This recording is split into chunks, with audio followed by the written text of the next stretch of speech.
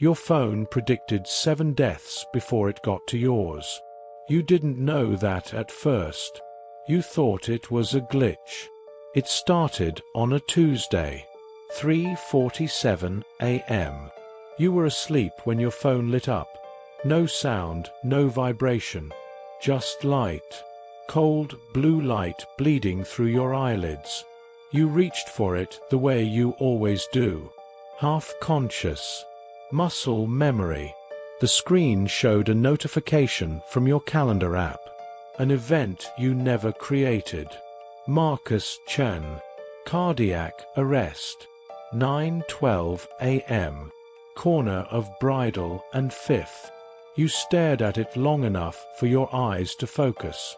Then you deleted it and went back to sleep. Because that's what you do with glitches. At 9:14 a.m., your coworker forwarded you a news alert. Marcus Chen, local accountant, found unresponsive on the corner of Bridal and 5th. Cardiac arrest.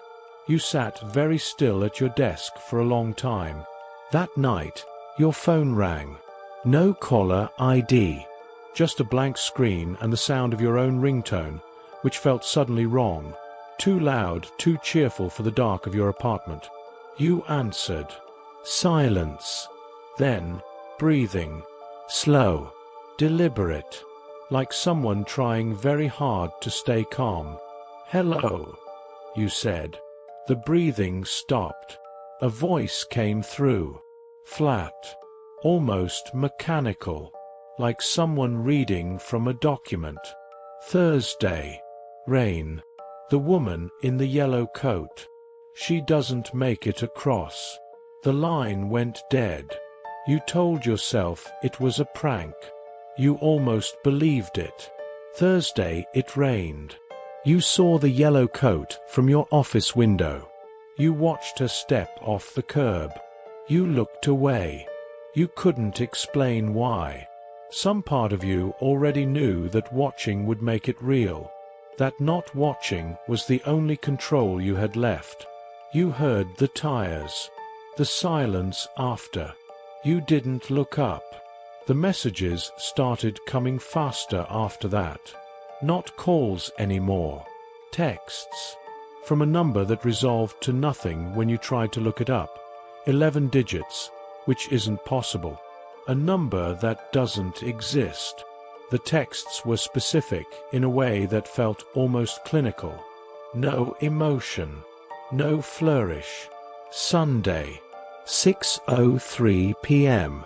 Daniel Osei. Building fire. 3rd floor, East Wing. He goes back for the dog. You screenshot it. You showed your friend Priya. She looked at you the way people look at someone they're starting to worry about. Block the number, she said. It's 11 digits, you said. She didn't have an answer for that. Daniel Osei died Sunday at 6:03 p.m. Building fire. 3rd floor. The news said he went back for his dog. They found them together. You locked yourself in your bathroom and sat on the cold tile floor with all the lights on. You went through every explanation. Hacker. Elaborate hoax. Dissociative episode. Someone with access to your life, your schedule, your phone buzzed. You watched it from across the bathroom. You let it buzz 3 times before you crawled over and picked it up. A new text from the 11-digit number. You're going to want to answer the next call. You didn't sleep. Around 4 a.m., your phone rang again. Same blank screen. Same too loud ringtone. You answered immediately this time. You were past the point of hesitation. The voice was different now. Not flat. Not mechanical. Frightened. Listen to me. I don't have a lot of time. The calls, the texts, I know what they are. I know where they're coming from. You need to. Static. A long hiss like a tape being eaten. Then the voice again, closer now, urgent. Don't get in the car. Saturday. Just don't get in there. The line cut. You called back. Of course you did. A recorded message played. Automated. Cheerful. The number you have reached is not in service. But you'd just been talking to it. Saturday morning, your sister called and asked if you wanted to ride with her to their parents' place. 2 hours. You could catch up. She'd drive. You said yes before you remembered. Then you remembered. You stood in your kitchen with the phone against your ear and the word yes hanging in the air between you, and you thought about Marcus Chen and the woman in the yellow coat and Daniel, say going back for his dog. Actually, you said, I'll take my own car. I'll meet you there. She sounded disappointed. You said you were sorry. You meant it. She made it fine. So did you. You spent the whole drive watching for something to go wrong. Every merge. Every overpass. Every truck in the adjacent lane. Nothing happened. You arrived at your parents' house and you sat at the dinner table and you ate food that tasted like nothing, and you thought, maybe it stops here. Maybe I broke it. Maybe that was the test. Your phone buzzed under the table. You didn't want to look. You looked anyway. The 11-digit number. One message. Good. You're learning. You learning. That's what it said. Not a prediction this time. An observation. Present tense. Like something watching you in real time, pleased with your progress, adjusting its approach. That's when the paranoia shifted into something worse than fear. Understanding. That night, alone in your childhood bedroom, you did something you hadn't done yet. You texted back. Who are you? 3 dots appeared. Immediately. Like it had been waiting. Then, you already know. You stared at that for a long time. Then you typed, what do you want? The 3 dots again. Longer this time. To warn you. I've been trying to warn you. About what? About when it stops being other people. Your hands were shaking.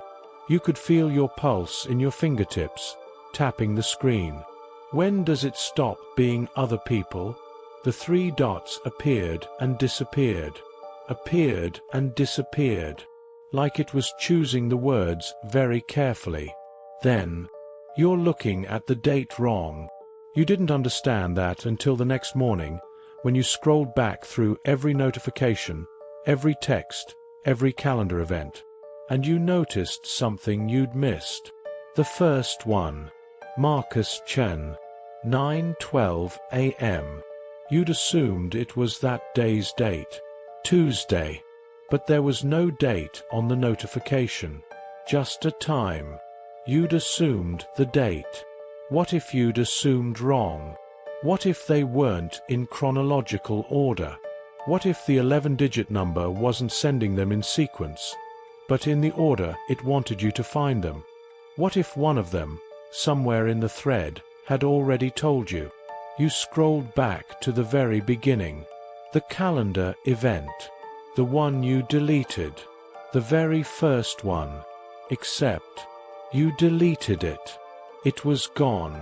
Your phone rang. No caller ID. You answered. The voice on the other end was yours. Not similar. Not close. Yours. Exactly. The specific hesitation before your sentences. The way you breathe through your nose when you're scared. You deleted the first one, it said. I know. I did too. What was on it? You whispered. Silence. Then your own voice, very quietly. Your name. A time. A place. A cause. When?